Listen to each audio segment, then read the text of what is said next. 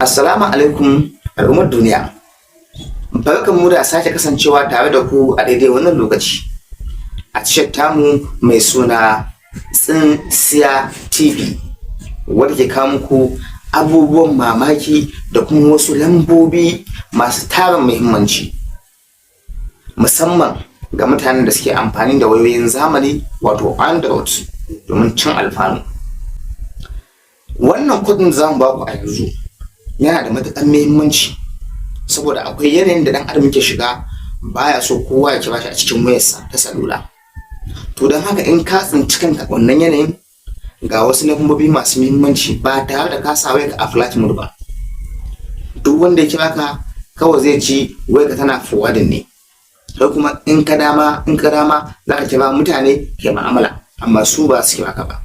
Na haka sai a saurara a nutsu a ji wannan muhimman lambobi da zamu bada.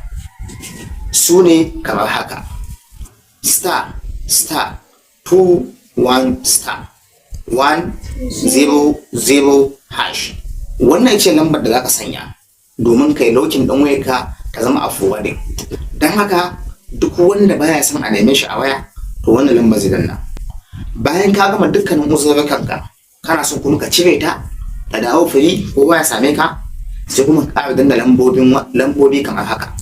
Za ka danna hash 002 hash. Wannan da ka danna wayar ka za ta dawo free, kowa zai iya samun ka.